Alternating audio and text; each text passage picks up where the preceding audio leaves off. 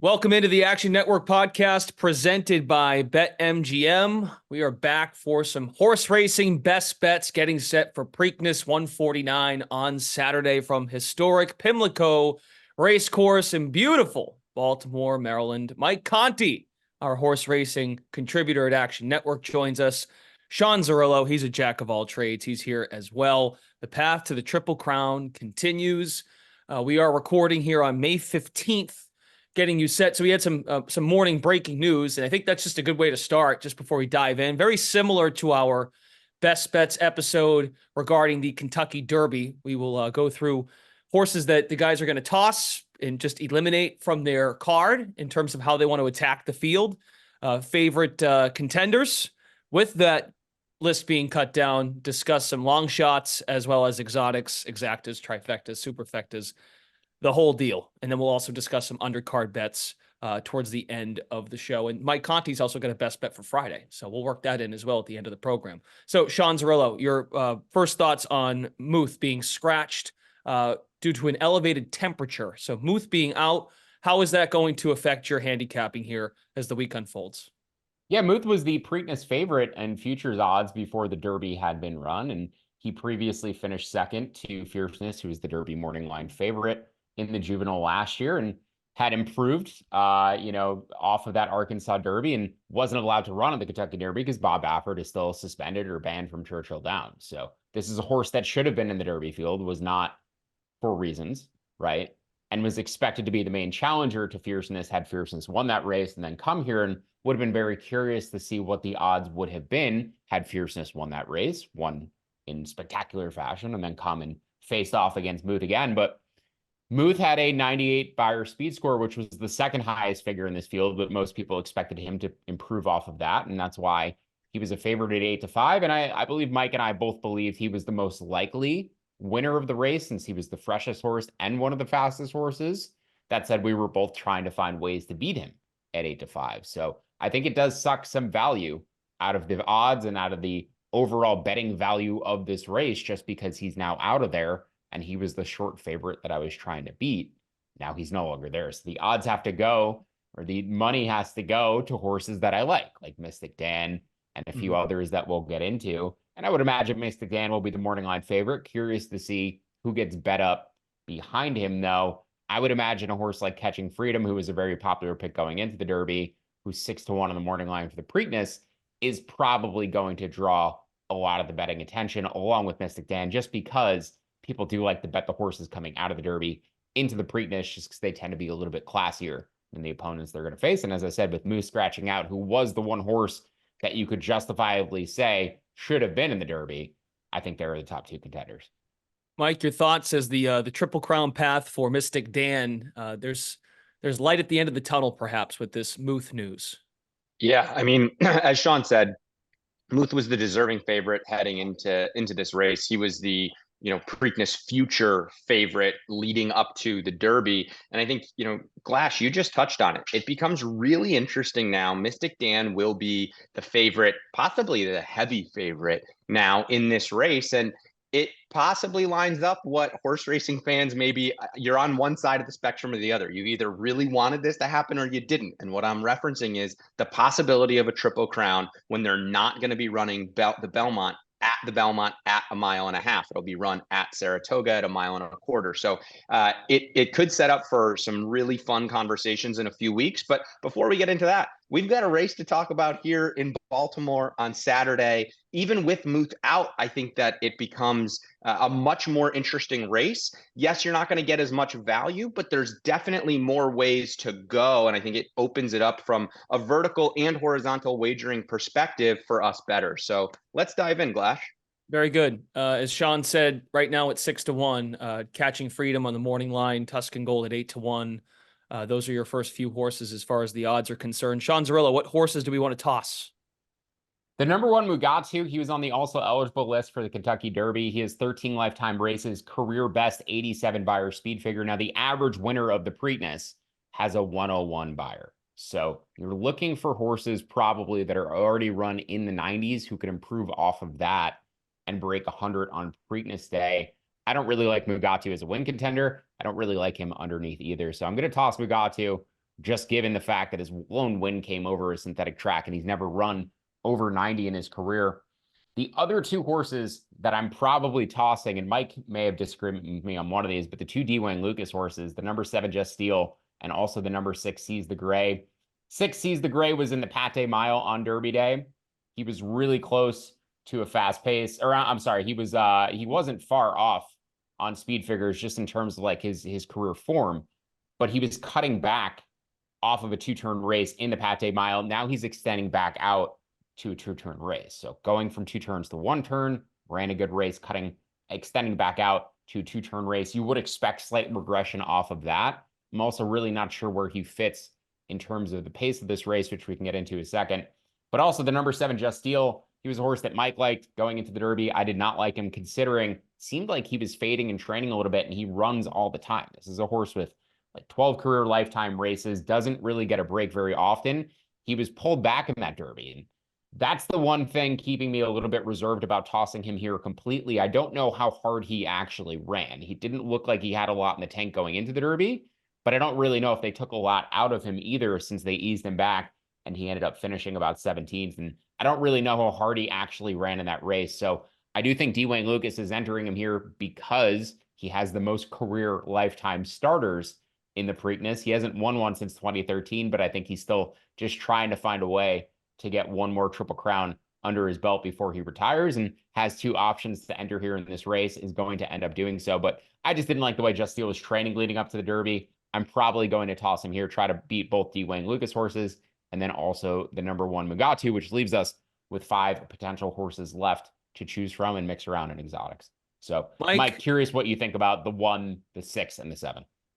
Yeah, Sean, I'll back you up a little bit with some interesting stats on the coach Dwayne Lucas. Over the last 5 years, he's had 151 starters that have run on between 10 and 17 days rest, which both of these starters, Just Steel and Seize the Gray, are coming off of 2 weeks rest. He's only winning at 8% with those 151 starters on 10 to 17 days rest. And his horses are 0 for 15 in the win column and 0 for 15 in the money during that short rest period in a graded stakes race. So it doesn't bode well for Dwayne Lucas when the stats do not back him up. I completely agree with you, Sean. You know, he's a Hall of Famer. I would assume he's trying to get just, you know, another Triple Crown under his belt, Triple Crown win under his belt. I'm also tossing both Seize the Gray and Just Steel, also tossing the number 1 Mugatu, as you mentioned. And so to your point, it brings us down with the scratch of Muth down to 5 horses. And I think it gets pretty interesting. I'd like to hear your take, because now with these 5, with Muth out, even though you have Mystic Dan in there, it's a pretty salty race now. So let's talk about the pace and how we think this might play out. So Imagination, the 9, is going to send. He is the other Bob Baffert horse in this field. The 4 Muth who scratched were the 2 Bafferts, and they were likely to be the speed horses we see very often, especially last year at National Treasure. Other instances of the Preakness, Bob Baffert horses like to be on the lead, the one running early. Now, who is going to go with him? How fast is this pace going to get? Just Steel likes to be near the lead. We talked about the fact that we expect him to fade at some point. Who are going to be the other horses on the lead with him, since Muth is not going to be there? You know, Seize the Gray maybe in that second flight of horses, but I do think there's a really strong chance that Imagination, without his stablemate Muth in there, just gets on a fairly easy lead and runs a merry-go-round around this track and ends up taking it wire to wire. So I don't want to be against Imagination. You know, when we're looking at the pace of the race, when we're looking at the speed figures of the race, he was the favorite in the Santa Anita Derby. He's been favored in a lot of his races. This is a horse that gets a lot of respect in the betting markets.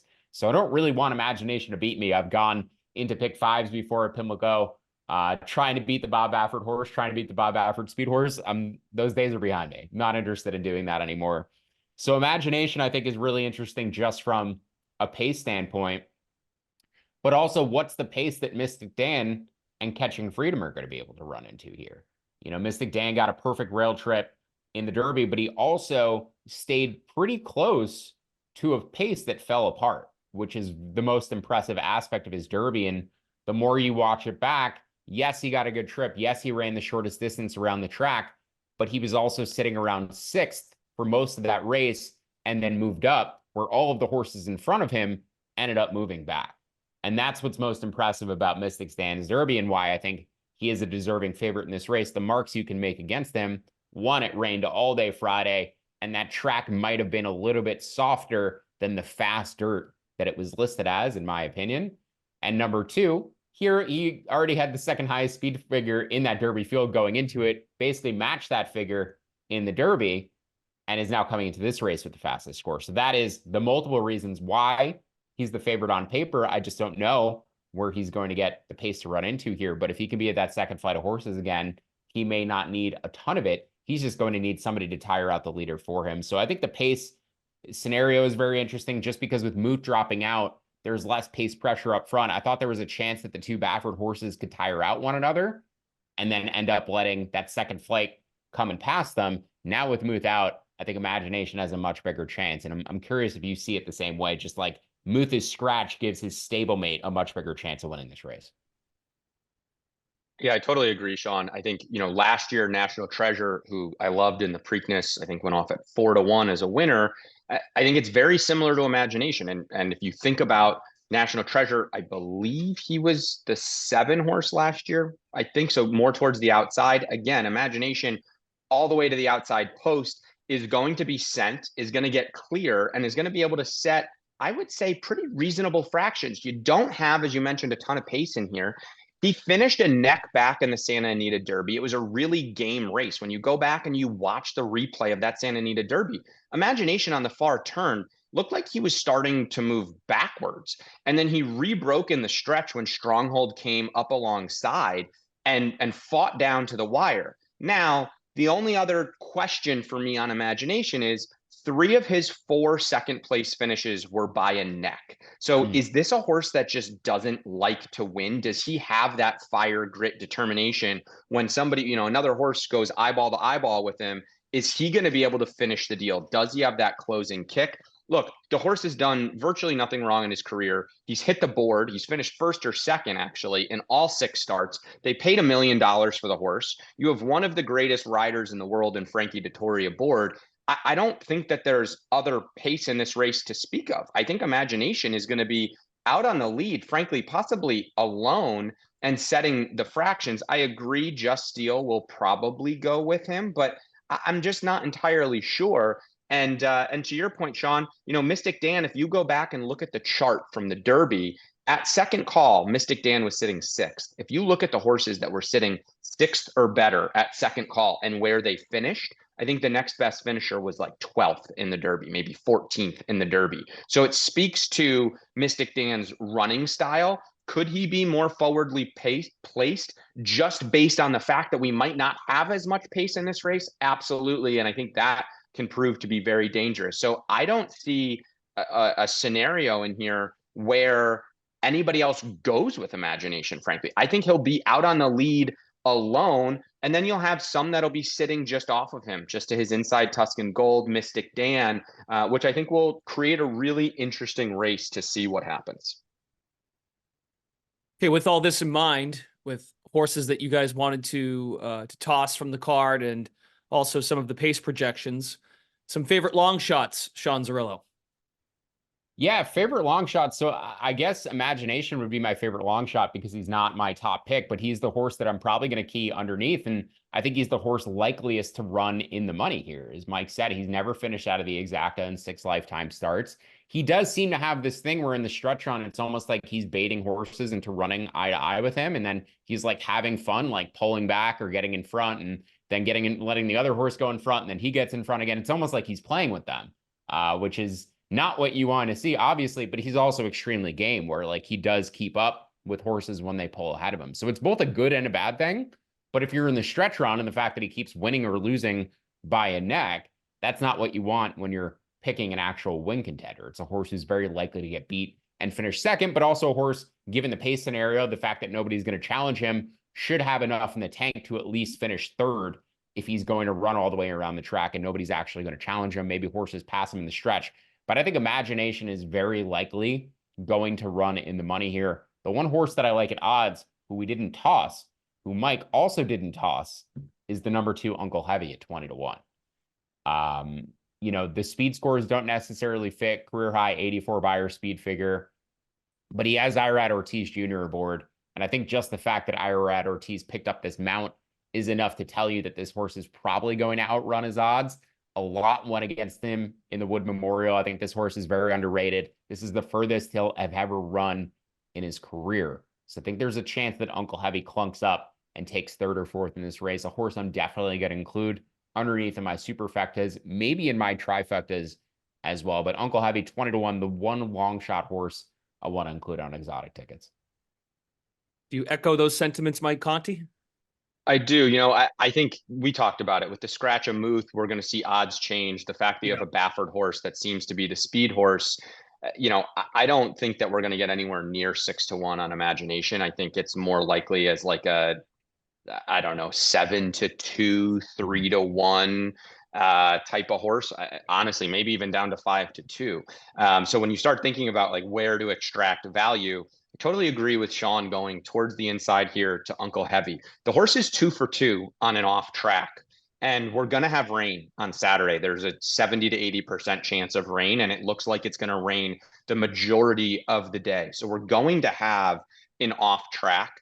Or at least it seems like that based on the weather right now. This horse has shown that, you know, he relishes that. 2 of his 3 wins coming in there, and you get one of the best in the world in Irad. So, you know, the horse has shown that he can be closer to the pace than he was in the Wood Memorial. And so if he can run back, you know, to what he did in the Withers, being only a length and a quarter back at first call, it was a muddy track. You know, he closed really well, got up by a nose just in time. You give him a little bit of extra distance. You know, can he get that distance? It does seem like it. So, you know, at 20-1, of course, with the Muth scratch, his odds will absolutely come down. He's still going to be one of, if not the longest prices on the board. And that's where I'm going to go for my long shot selection.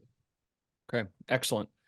Let's dive into some exotics here, Sean. So how do you want to go about building these particular bets?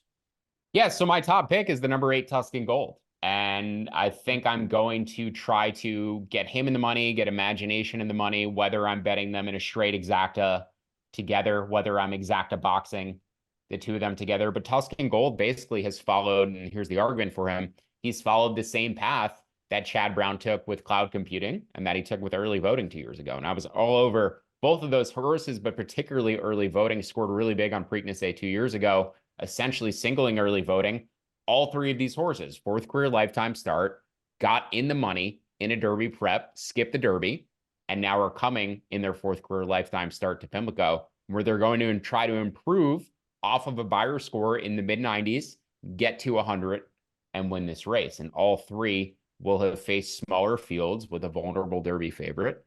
And I think he's absolutely fits the profile. I mean, great pedigree, 95 buyer in his last race. And I was very impressed by his Louisiana Derby, where he finished 3rd and ran that 95 speed score, because very similar to Mystic Dan, in that race, all of the leaders fell off.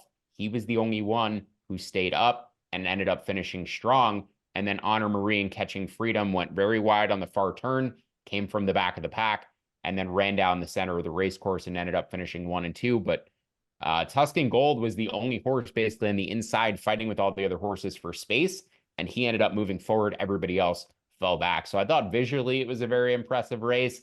And then you add in the fact that he's likely to improve off of that race, potentially get a 100 speed score here. Chad Brown, excellent at improving his horses, but particularly after giving them some time off and pointing for a particular race. So a lot of reasons why I like Tuscan Gold in here, especially given the price, the fact that he's 8-1. I was going to bet him against Muth just because he was only a few points behind Muth on speed scores, and the odds were, you know, 5 times, 6 times as big. So definitely like the number 8 Tuscan Gold on top. I'm going to use the number 9 Imagination. I'm going to use the number 5 Mystic Dan. That would probably be my exacta box. If I were playing an exacta box, I'm more likely going to bet an exacta key, where I'm keying Tuscan Gold and then trying to get Imagination, or maybe my long shot price, you know, Uncle Heavy. I don't think he can actually run second, but if I was looking for a way to find big value on this race, that would be the 2 to pair together. But yeah, if you're expanding out, you know, from exactas, so my exacta, I'm going to say is I'm going to go with 8-9 Tuscan Gold Imagination.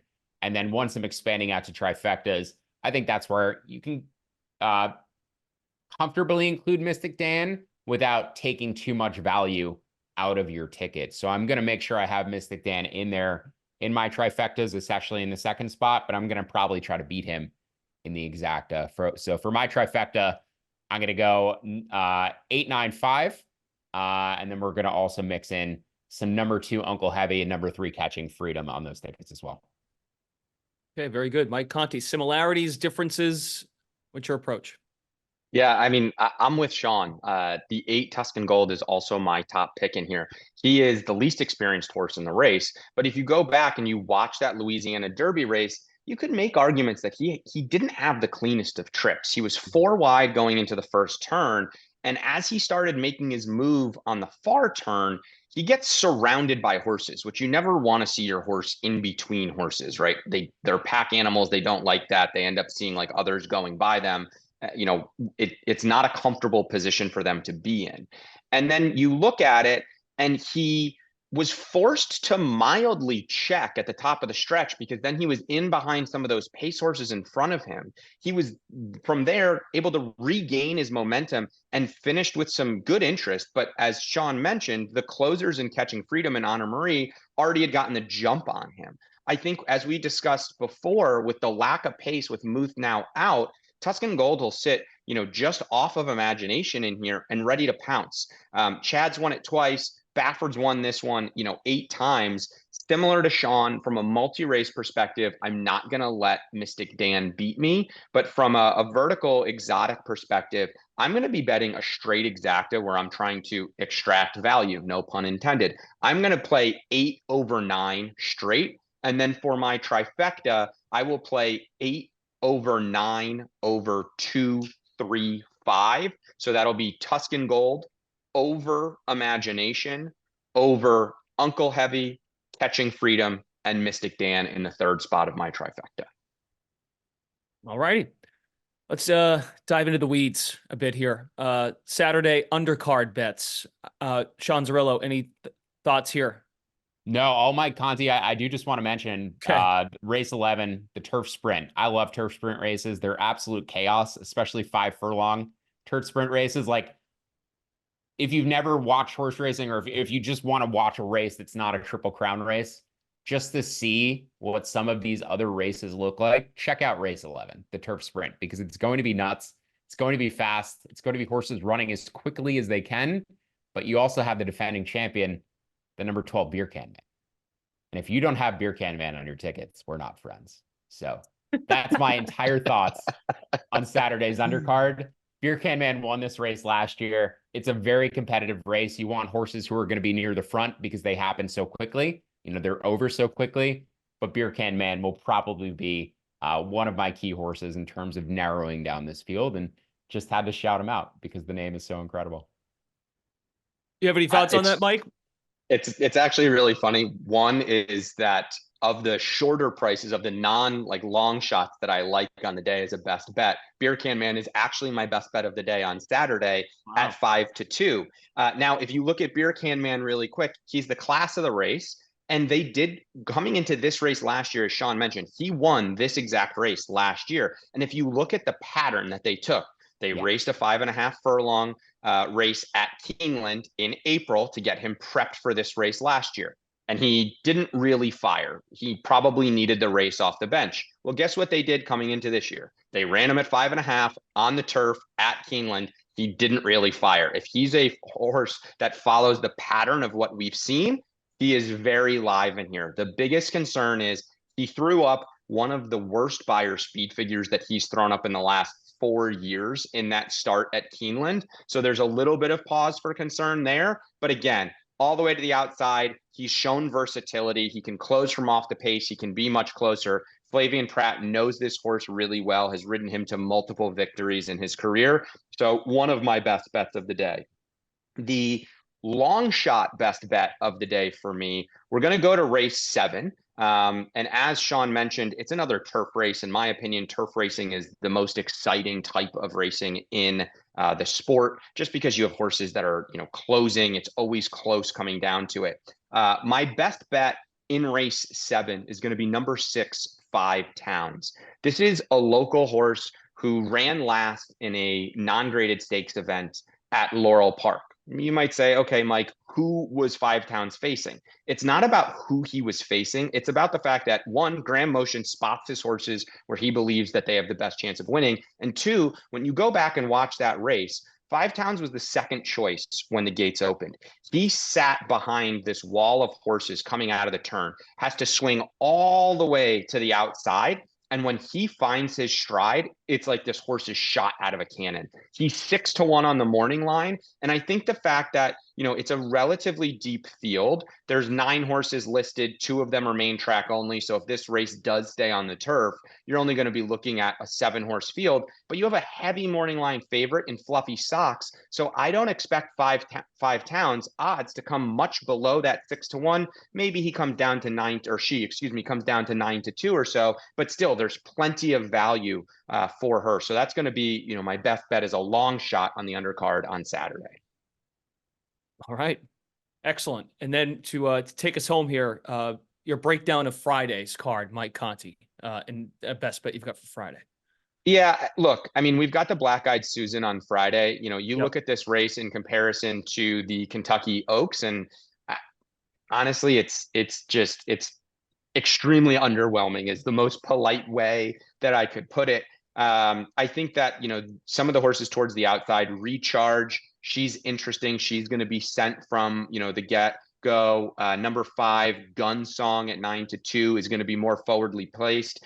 They send the 7, Corposo from Santa Anita. They ship her across the country. So they obviously think very highly of her. I just don't know who she only has 1 career win, only 3 career starts. She ran 3rd in the Santa Anita Oaks, which you're like, oh, 3rd, that's not so bad. Well, it was only a 5-horse field, and she finished 8 lengths behind the eventual winner. So I just don't know who she's faced and how good she is.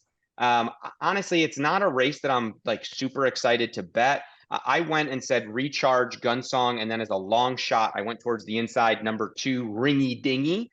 Who doesn't want to bet on a horse with a fun rhyming name like that? But other than that, on the day for Friday, I think where you have a free square in the betting from a multi-race exotics bet is the race right before the Black-Eyed Susan, race 12. I'm not going out on any limb here by any imagination, Glash, but the number 2, King's Barnes, in my opinion, 7-5, but becomes a free square in a multi-race wager. I just don't think that there's any other pace in here. I think he has a very good chance of taking them gate to wire. And he just seems as though, since he's turned 4, he's really turned a corner. Looks extremely dangerous in here. One that I will be singling in my multi-race wagers on Friday. You may close 4-5 too, right? Oh, without a doubt. He's going to be less than even money. Zerillo, this has vibes of like UFC cards where you're like, I'm interested in watching, but the card is just underwhelming was the kind way Mike put it. Yeah, unfortunately, the Moose Scratch really changes things. My exacta was going to, or my exacta key was going to be the 8 Tuscan Gold on top of the 9 Imagination and the 5 Mystic Dan, and that would have been trying to beat the favorite. But now with Moose Scratched, there's really no value in that ticket. Now you're putting basically the 3 of the top betting choices on a ticket together like that. Catching Freedom, I guess, is the one you're leaving out there, but there's really not nearly as much value with Muth out of the race on that ticket as there would have been otherwise. So now I'm probably narrowing, to more of a cold exacta, that 8-9 cold exacta, or maybe I'll exacta box the 8 and the 9. But essentially, like Moose Scratching, I now have to try to beat Mystic Dan in the exotics, which isn't something I necessarily wanted to do. And as Conti talked about, it's very likely to rain this weekend. Mystic Dan has run his best race in the rain, and then the day after it rained at Kentucky Down, or in the Kentucky Derby at Churchill Downs. So if it rains, it's going to be tough to go against Mystic Dan, and Tuscan Gold has never run on a wet track. So that just further complicates things. So keep an eye on the weather, and my opinion may change if it does rain. I think with Mystic Dan, it is such a key factor with the way he's run on softer ground that on mud versus not on mud really changes things. And I don't know. We didn't discuss it, Conti, but what are your thoughts on him potentially getting over to the rail from the 5-hole? Does that concern you at all? No, I'm not concerned about that. I don't think there's enough speed to his inside. As we've talked about, I think the majority of the speed is going to come from the outside. And I think he's proven, I mean, yeah, he had a dream trip because he had the 3-hole in the Derby, but I'm not concerned. He's been a horse that has shown, he can kind of navigate his way through of where he needs to be. Obviously, jockey Brian Hernandez Jr. loves the rail. If you go back and you watch, 3 back, his start at Oaklawn, I mean, also a rail ride trip, right? So Brian wants to hug the rail, wants to have less ground. I don't think that he'll have a problem, sitting that rail trip in here either. And the speed's to his outside, so he should be able to get to his spot. Exactly. Yep. Yeah. So I just like the rain moves Mystic Dan up, and I don't want to let him beat me, especially multi-race tickets. But in terms of finding value for the exacta, I think you do have to try to beat him. Okay, folks, keep an eye on the Action Network app, actionnetwork.com for the latest. Sean Zerillo, Mike Conti providing horse racing best bets here for Preakness, and also their analysis you can find in the app, and also, again, actionnetwork.com. That concludes our Preakness betting preview and best bets episode here on the Action Network podcast presented by BetMGM. For Mike Conti, Sean Zerillo, Brendan Glasheen, best of luck. News, weather, keep an eye on it, and best of luck.